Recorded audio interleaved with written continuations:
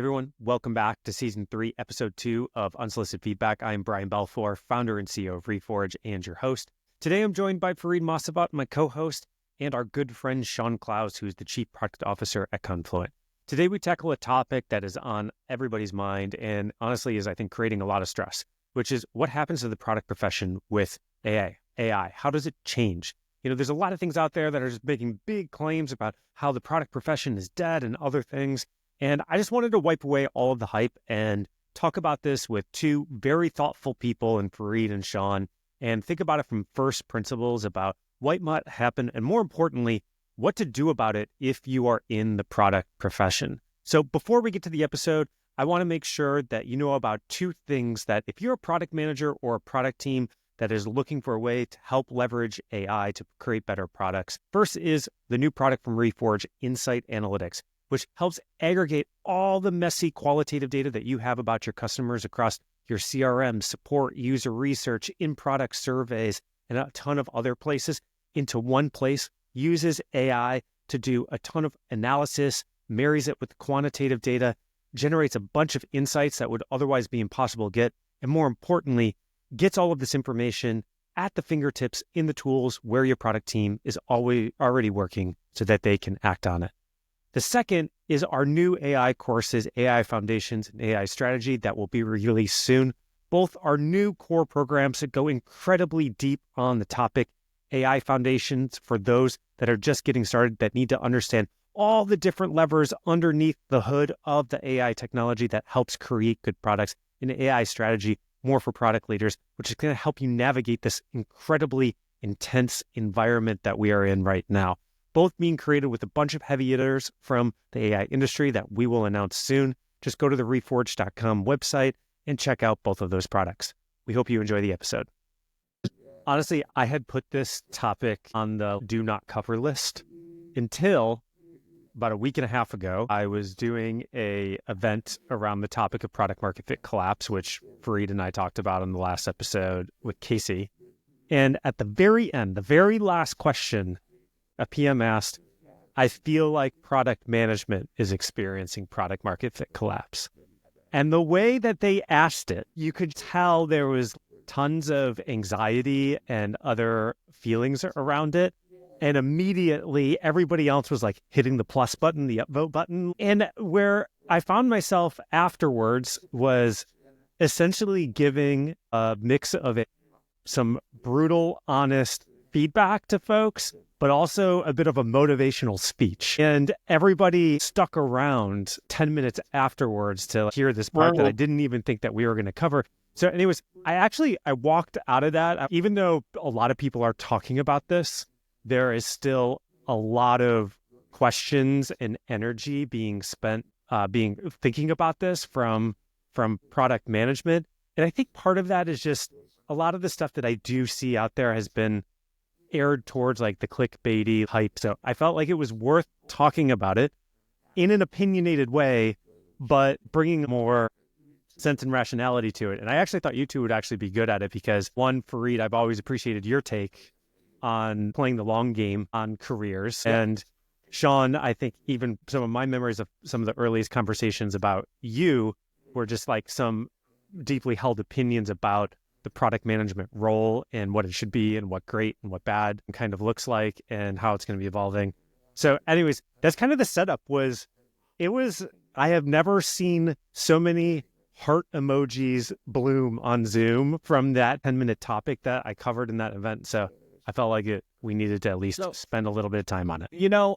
I've had the same experience. I've been to a couple of different dinners with product people over the past couple months.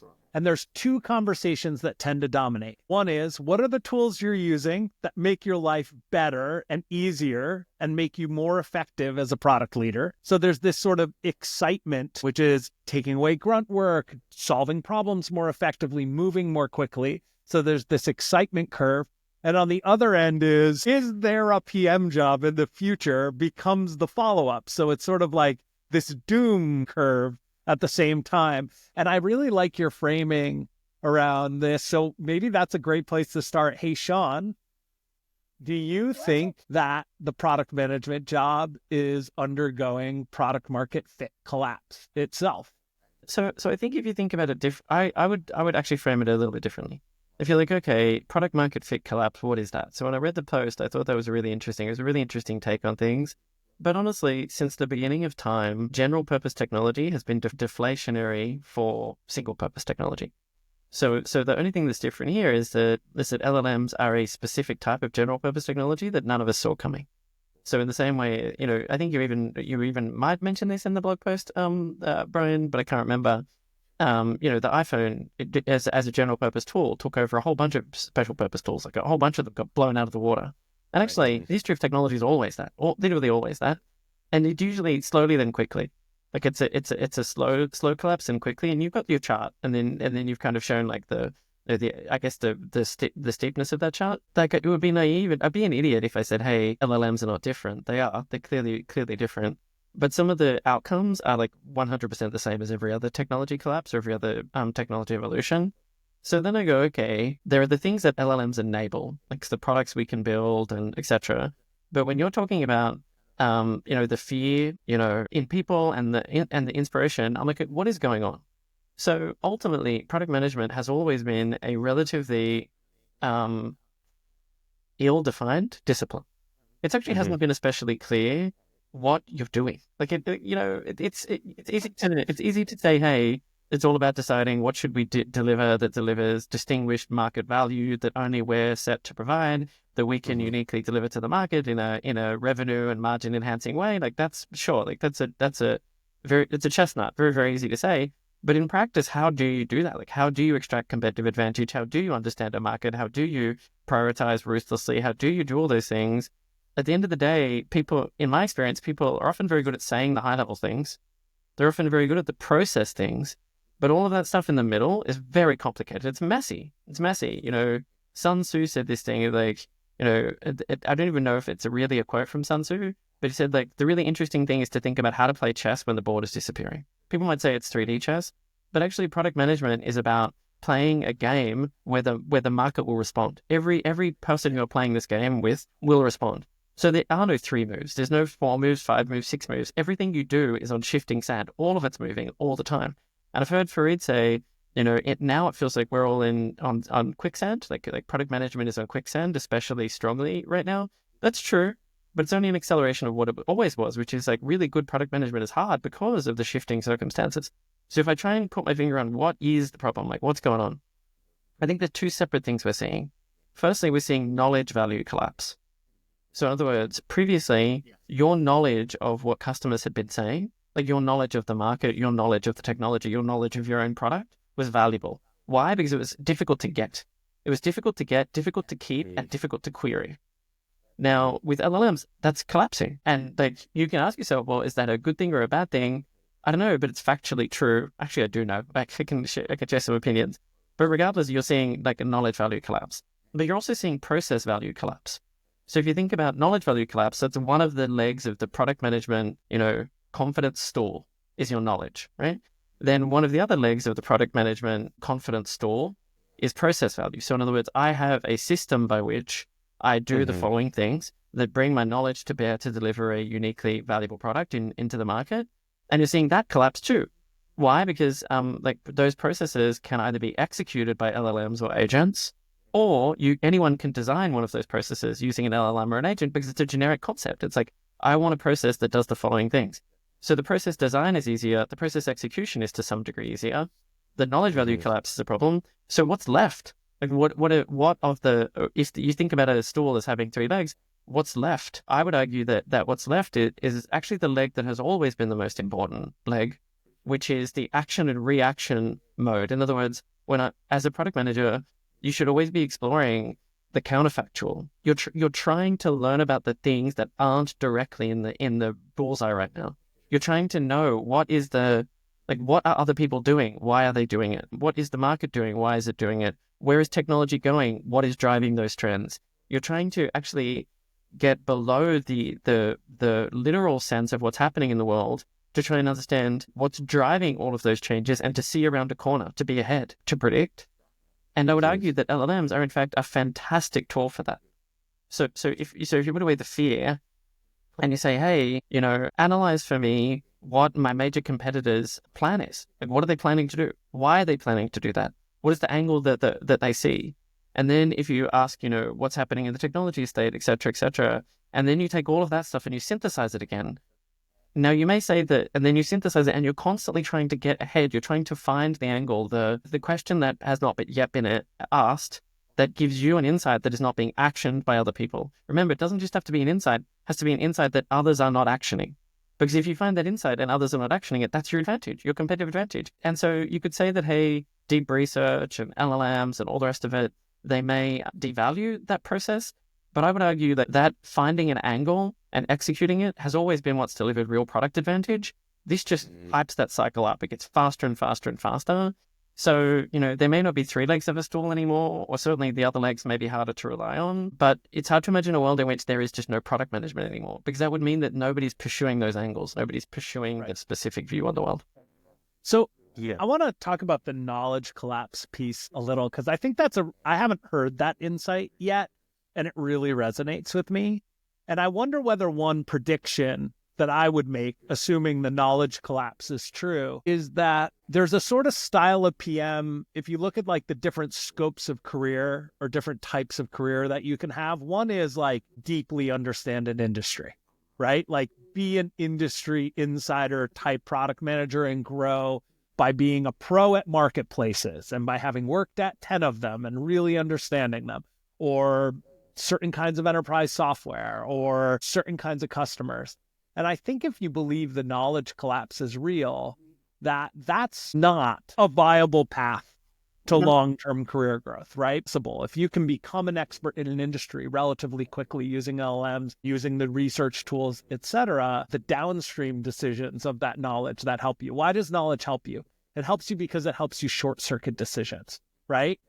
I can make a decision more quickly because I don't have to do all this background. But if I can get all that background, or I have an intuition, right? I always think of knowledge as developing intuition, right? So I like the analogy of poker versus chess for product building, because everything's a random chance and always changing, dynamic. And it's just like, I can make better intuition without having to do the math.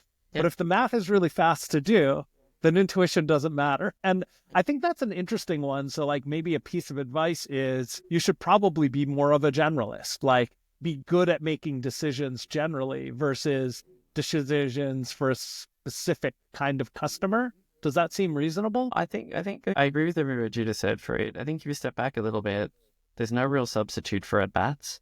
Like you can read about someone else's experiences and what they did in X circumstance and Y circumstance.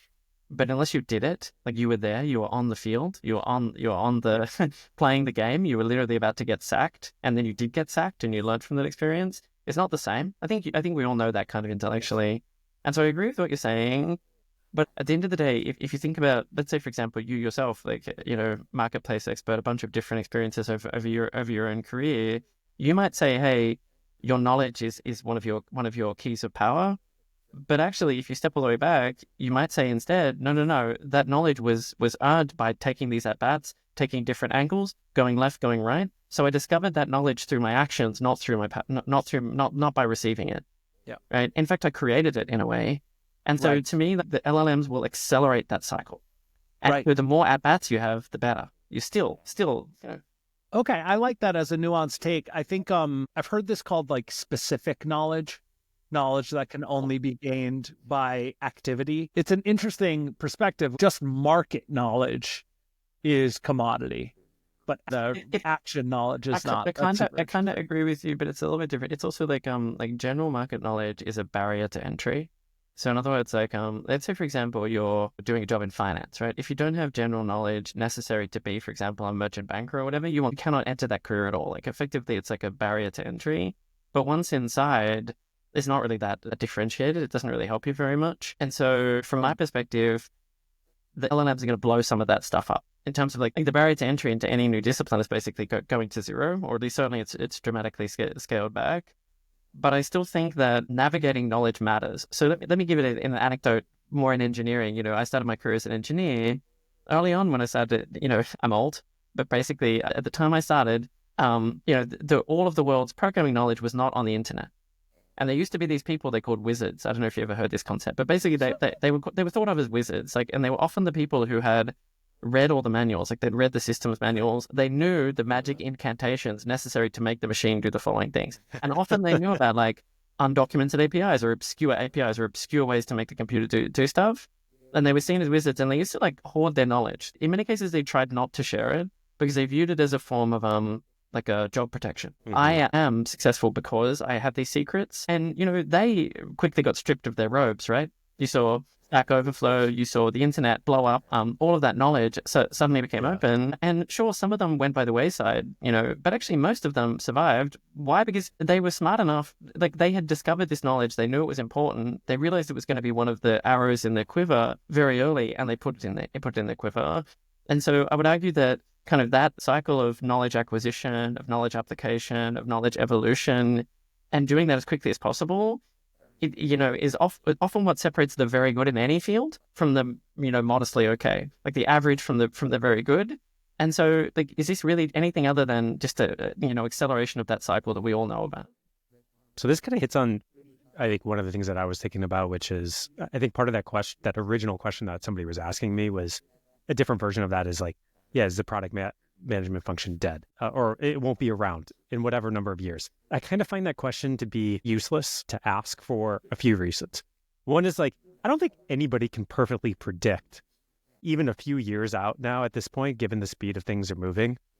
And two, related to that, even if you did think there was a non-zero chance that you were in product management and the product management was going to die, what safer waters do you move to? Every single piece of knowledge work is going through a substantial shift, whether it's engineering or design. Oh, you want to be an engineer? But right. There's an equal conversation, is engineering dead? So yeah. Right.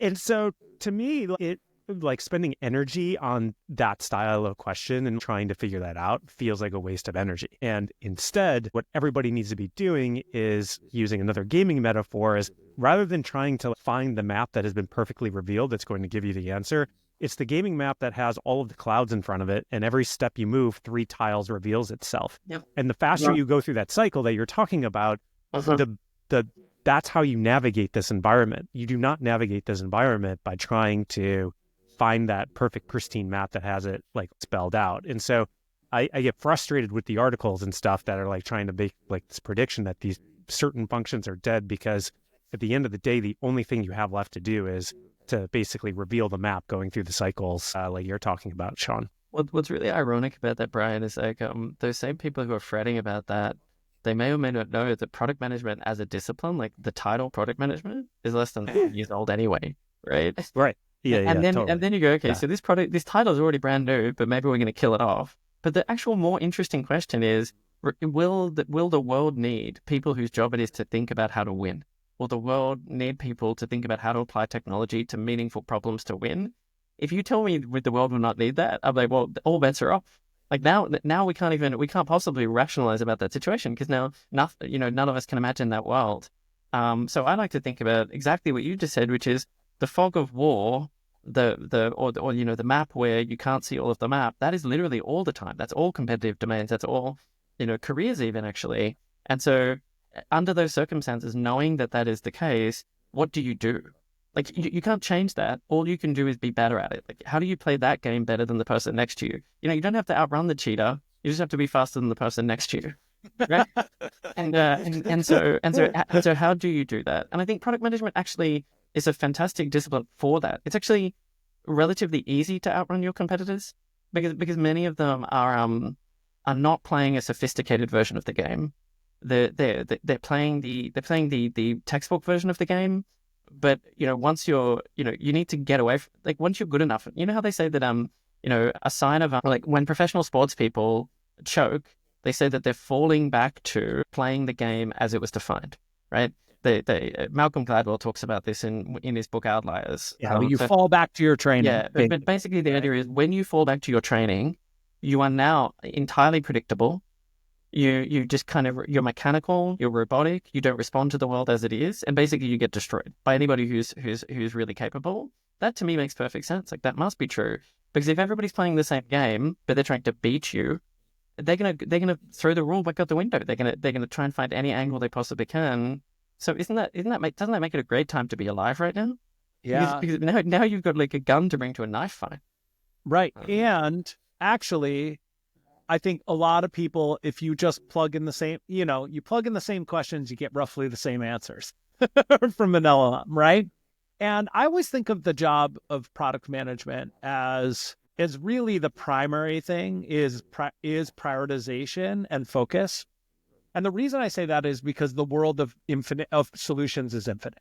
Uh-huh. And you can look, there are 50 answers to the same problem, but which one is the one you are going to pursue based on what you know so far, what you've learned from customers, what your specific competitive advantage is, your technical capabilities, your team's prioritization right now, how many engineers you happen to have at your disposal, what you learned down the path, that all of a sudden the thing you thought you were going to do is hard, which is why we've seen a shift towards more agile, I don't like the word, but agile, more iterative product development, is because it really is the act of making decisions quickly based on the field in front of you, not based on what you assumed it was up front. And I think you can do the rote work so much more quickly. And that's definitely true. I can whip out a spec in 12 minutes now. That would have taken me 7 hours of procrastination and, 2 hours of real work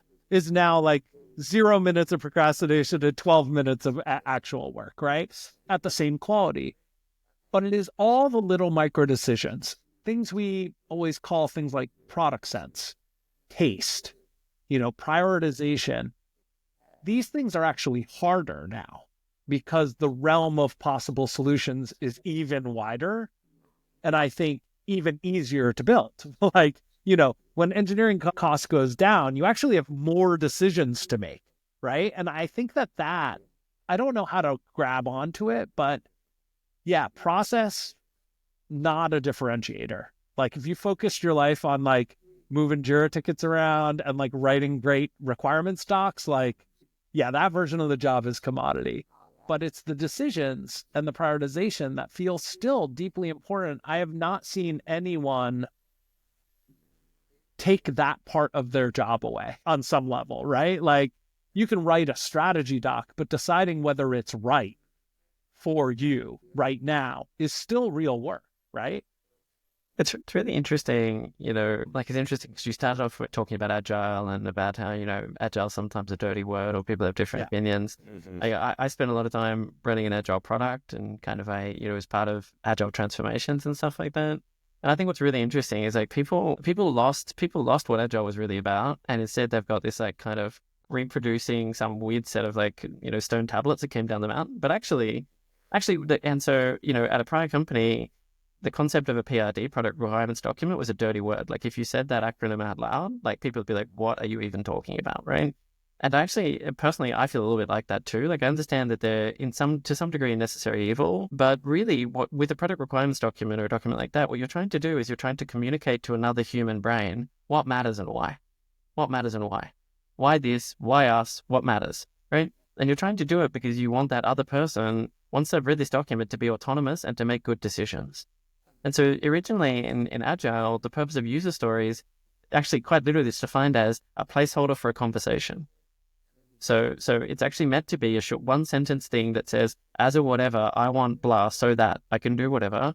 And then it's meant to be a placeholder for a conversation. So you're meant to talk to each other, about that thing and share the context so that you can make good decisions. And so, when you were describing what you're describing, Fareed, saving 9 hours on the document, I agree that it does do that. I also wonder if now we're going to get back to the real stuff.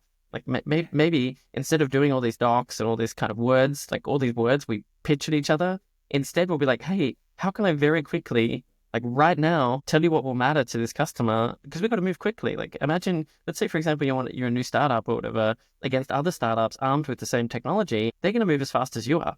So you're going to have to move really, really fast. And the fastest organizations move fast when they're highly aligned. They all understand what the problem is. You don't need to stop. You don't need to stop and have a Slack or have a discussion with the PM. What am I building? Who am I building it for? So I wonder whether or not this might lead to a return to kind of the core bits that matter, the bits Like not everybody needs to know everything, but they need to know enough to like really be dangerous. They need to know enough to understand what the real problem is and the space which it can be solved in. I would also be aware we're 3 product guys bringing an opinion to products. We might be a little biased, just a tad biased. However, because I think one of the arguments out there is like, chunk that is left that is still like really important. Why not just absorbed by somebody else? The engineer, the designer, right? Like a different role. I have this running joke that's like, every product has a product manager. You just sometimes have to figure out who it is. It doesn't matter if someone has the role. I mean, in the first startup I ever worked at, there were no PMs. But guess what? I was the product manager for large parts of the product as an engineer. Designers were often the product manager for large parts of the product because they were closest to it. And it really boiled down to, what are we building? Why are we building it? Why is it differentiated? And who's making decisions about the marginal cases, right? The things where you could go A or B. Who's deciding, and how are they deciding? Are they using data? Are they using taste? Are they using design? Like, I do think that's the contrarian opinion, Brian, which is maybe there isn't enough process work to make it worth a whole separate job. And that's the part I struggle with. Is a designer way more equipped to be the product leader for a feature than a separate person who's only doing that as their job? And I don't have the answer to that. Let me insert part 2 of my question before Shaun gives a take on that, which is, Shaun, you described these 3 legs of the stool, and you're saying, hey, these 2 kind of go away. They're not important anymore. This one is left. Does the stool grow more legs, new ones, right? Like new things and as a result, to your point, Fareed, does justify it. So I think that's part 2 of the question in my head as well. I think you're going exactly where I was going to go, Brian. The problem is that there's circular logic eventually. You're like, okay, it may be true that the product management job would collapse into engineering, but you could just as easily say the engineering job collapses into product management. Yeah. Right. I know. That's where my brain goes too. Yeah. And so you got to be careful what you wish for here. Like, I don't think it much matters. Like, at the end of the day, will things need to be built by more than one person? In other words, for the foreseeable future, will there be teams of people that build things? If that's true, then what Fareed was saying kicks home. Like, it still matters. It doesn't matter whether or not your title is product manager or it's designer or it's engineer or grand high poobah. It doesn't much matter. There doesn't have to be somebody who's like bringing that intuition, the value, that judgment, the taste, and also the one who gets to decide. Like, if it's a line ball, is it A or B? What are we going to do? And so we think that even if we killed off the role would still be emergent. In other words, there would still be that need, that role would still exist in some person. It doesn't necessarily help the people who are like fretting, because you were saying that what kicked this off, Brian, was people were fretting. It makes sense to fret, but just similarly, if you're worried, hey, I'm a product manager, is my job going to exist? Then maybe you should be thinking, hey, I'm a product manager and I also want to use LLMs to become a really good designer. Or at least know enough to be a half decent designer. Or I want to use LLMs to get a little bit more dangerous with code. Like, I think that if it closes some doors, it definitely opens some too. I think of this as like rise of the builder, that like the person that has the idea and an idea of what needs to be done and can communicate or show the path the best on individually removes a lot of the alignment job, right? Like the more a single person can do. I think your point is a good one. Complex problems are always going to require teams of people to build. So like, I do think there's this builder mentality that will become more and more important. Can you prototype instead of spec?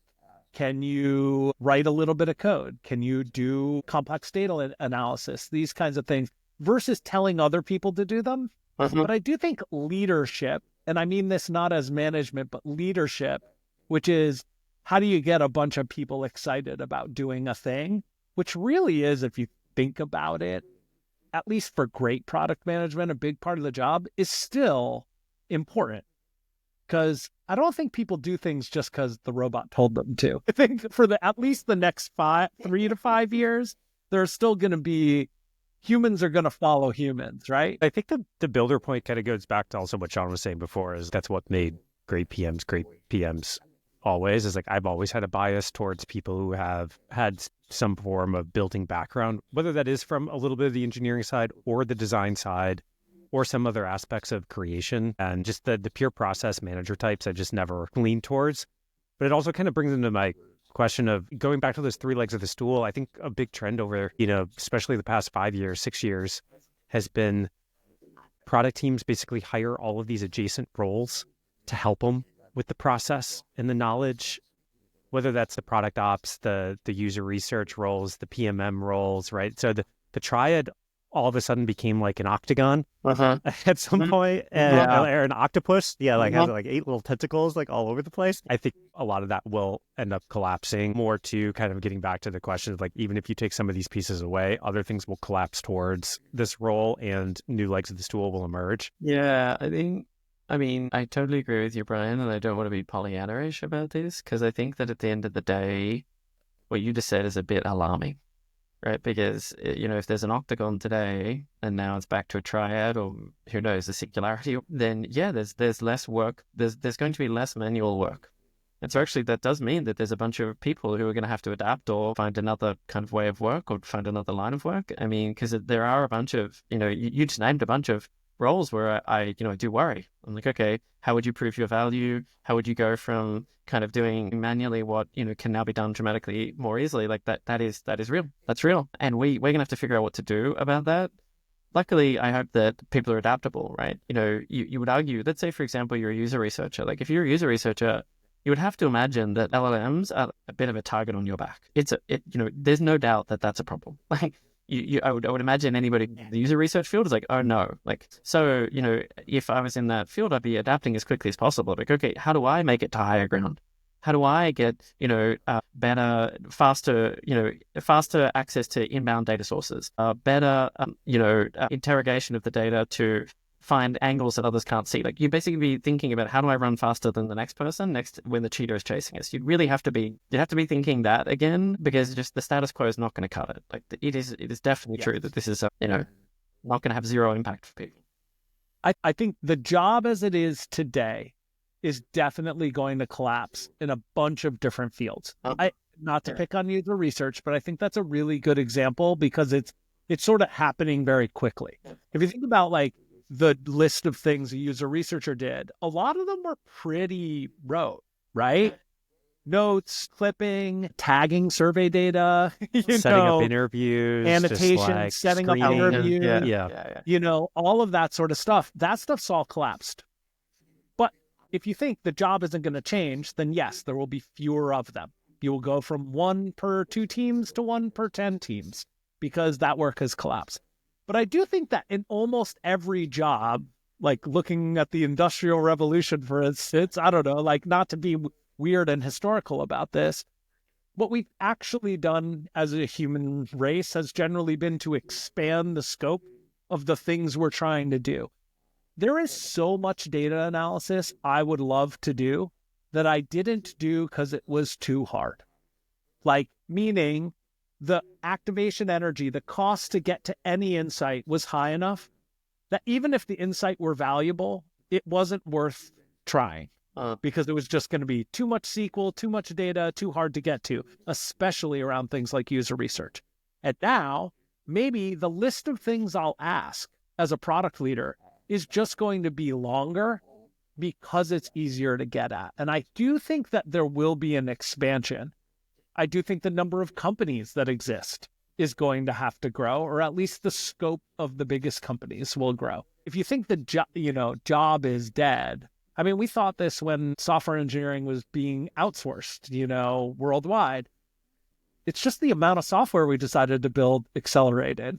I think you still have to believe, and I think that's true with research, Brian. I don't know about you. You obviously are working on products to help people with research right now. Are you seeing that people are coming in and saying, I just want to make the things I did before easier? Or is it that the scope of the things they're trying to answer has grown dramatically? I mean, this is where I get into my own circular logic, where you look at any one of these functions and you kind of end up on the same things, which is what made a great user researcher great. It was the one that spent the time finding the question to ask that nobody else was asking, the ones that were able to like synthesize the angle that, right? And so in the same way of all the things that we're saying about product management, there are some elements of truth to those other pieces. But yes, to your point is like a lot of the stuff with insight analytics, the new product is just it takes all of that rote stuff and more. It enables things that orgs were not able to look at before. And as a result, like not only like empowers everybody, but at least on the research side, empowers them to like focus on the long range, messy, strategic topics. Hopefully the questions that nobody else is asking or the customers are not currently saying that they might not have been able to before. But that's a shift. It kind of goes, same thing as like process value collapses. That analogy, I've worked in companies that have great self-service data infrastructure. And I've worked in companies that have awful self-service data infrastructure, right? And what do I ask a data analyst to do in each of those? In the one with terrible self-service data infrastructure, I'm asking them to make dashboards and give me basic, answers to questions. Every week, I need to report a bunch of things. Please go do that.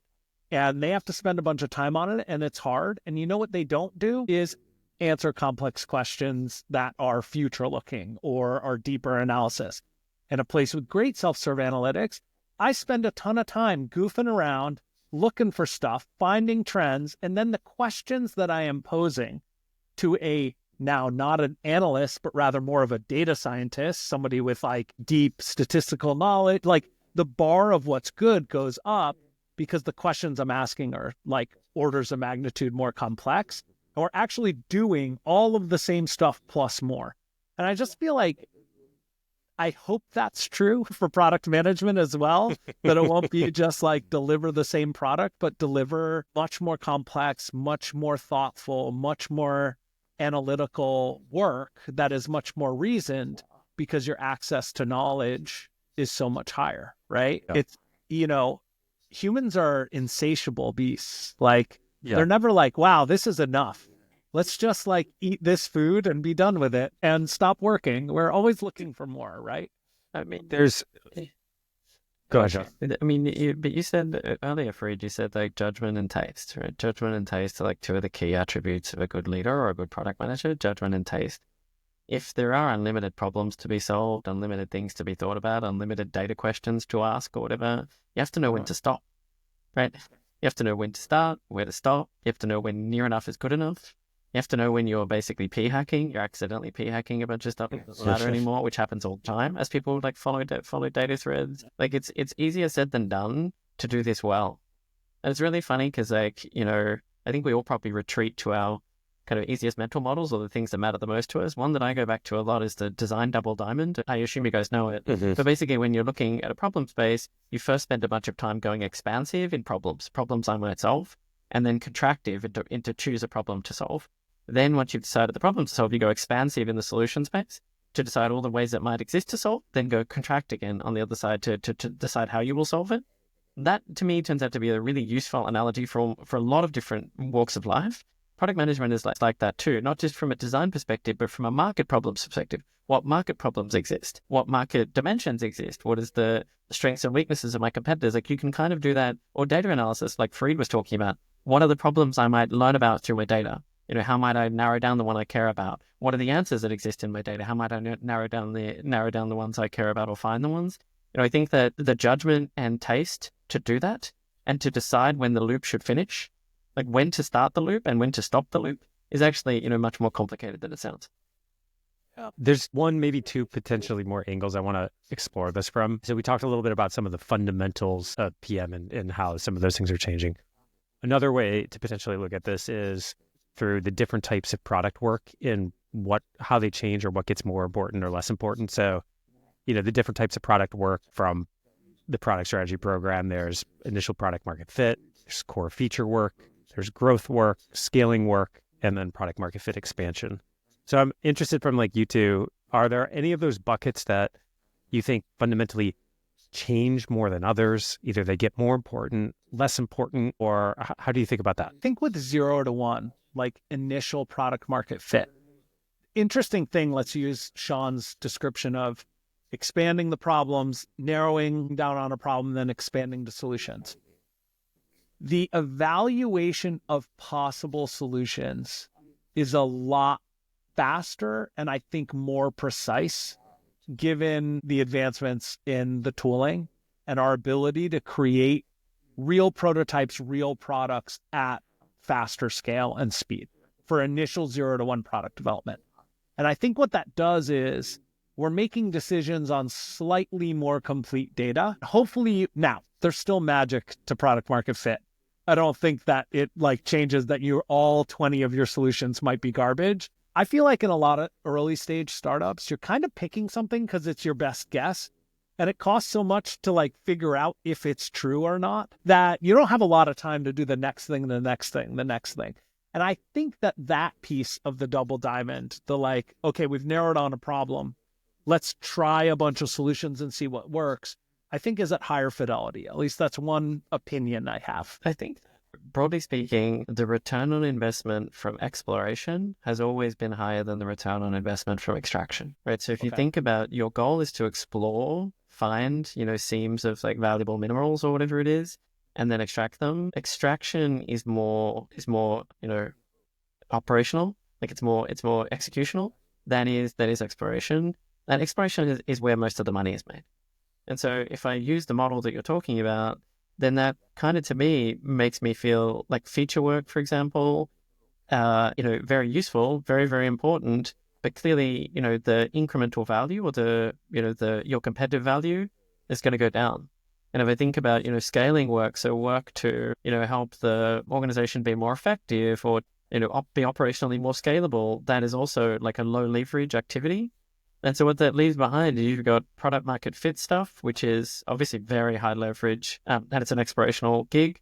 Growth work is explorational because you're trying to figure out, one way to think about it is how do you accelerate adoption and drive usage. So doing work to accelerate adoption and drive usage, I actually think about it as exploring why the product doesn't grow. Why do people not adopt it? Why do they not grow it? Why don't they love it? Why don't they click the buttons expect them to?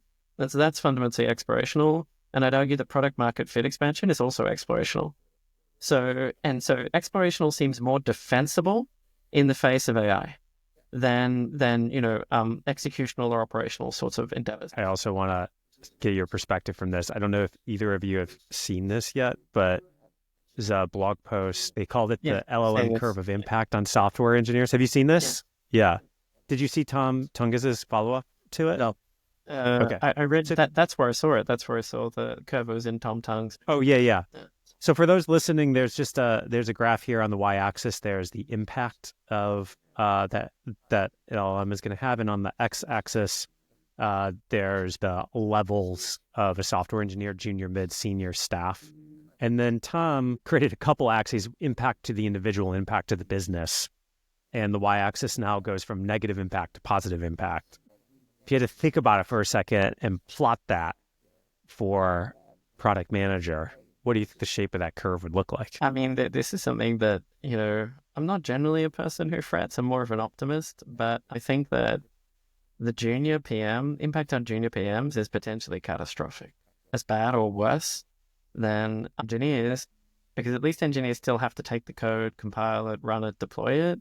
If the job of a product manager is to prioritize, decide, make decisions, find competitive advantage, at the junior level, usually that's feature work. It's the stuff I was talking about a second ago, Brian. It's the operational rather than the explorational work that they typically get tasked to do.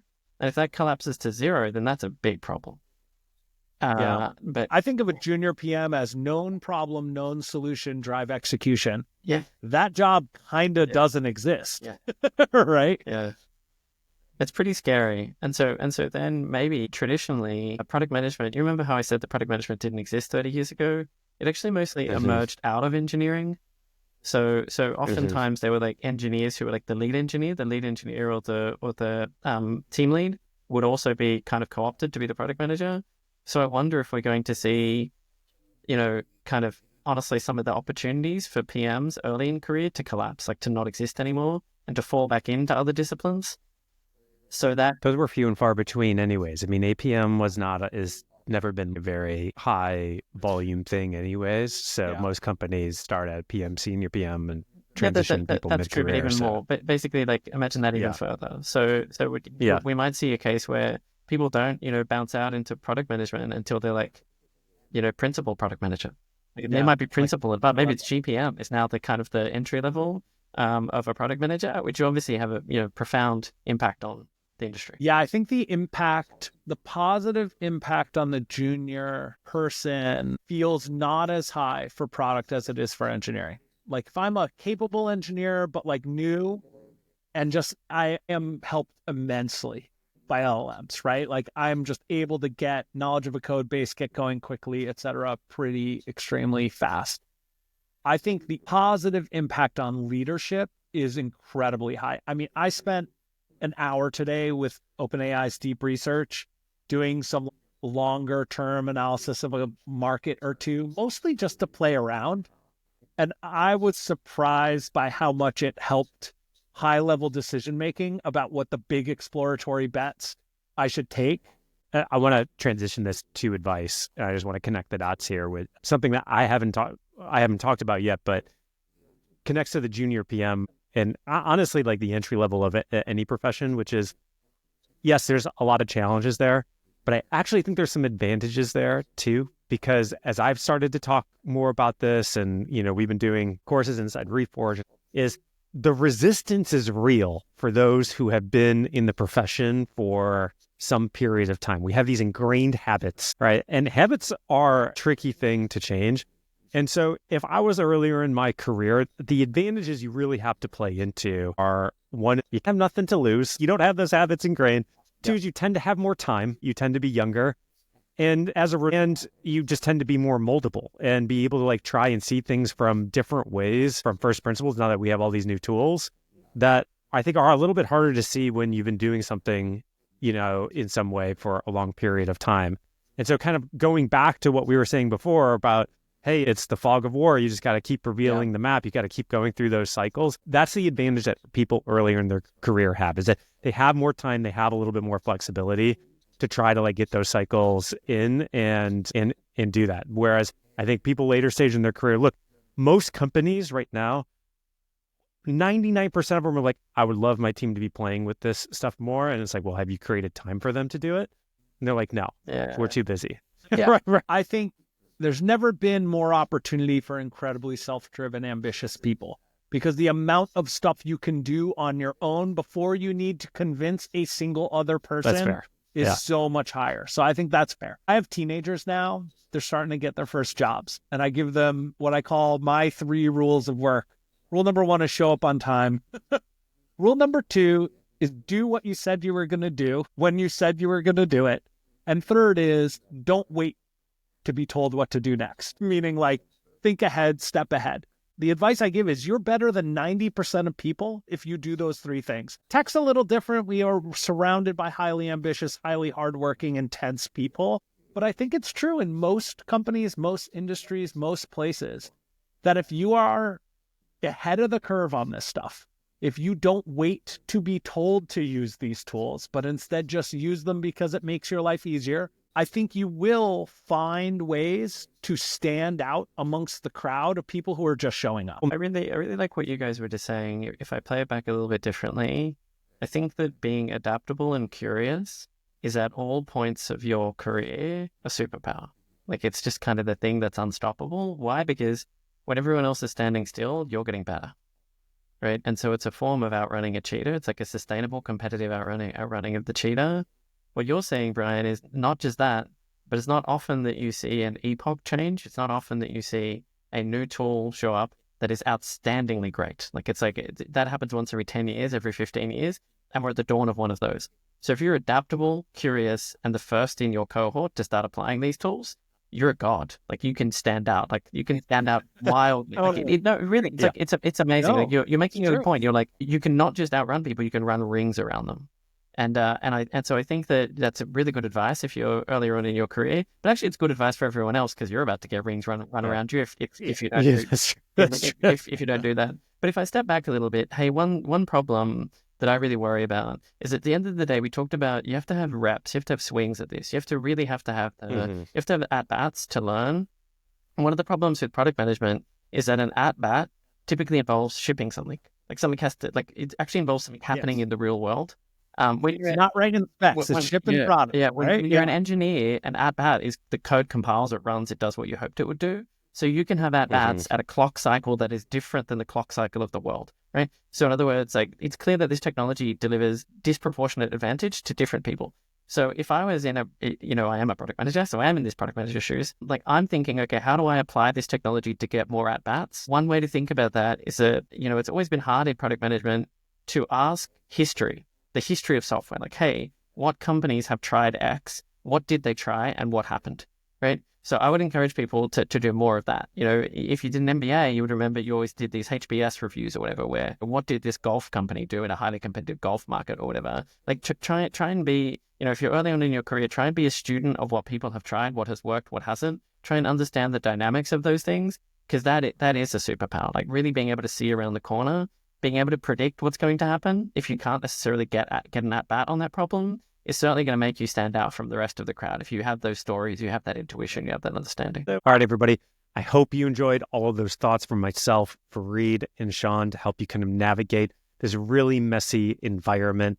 If you have any questions to us, feel free to reach out. You can also check out all of the different episodes of Unsolicited Feedback at unsolicitedfeedback.co. Also, want to make sure you know about the two products we mentioned here. First, Reforge Insight Analytics, which helps product teams gather and aggregate all of that messy qualitative data that they have about their customers from all the different tools across their stack and organization into one place, uses AI to analyze it and get it into the fingertips of the actual builders, the engineers, the PMs, the designers, as they are building the products and making all of those decisions on a day-to-day basis. The second is our new AI courses, AI Foundations and AI Strategy, that will be coming out soon. We're creating these with some heavy hitters from the AI industry, including OpenAI and other companies that we will announce soon. Both programs go incredibly deep on the topic and really help fast forward your knowledge in this space. Check them out at reforge.com. We hope to see you there.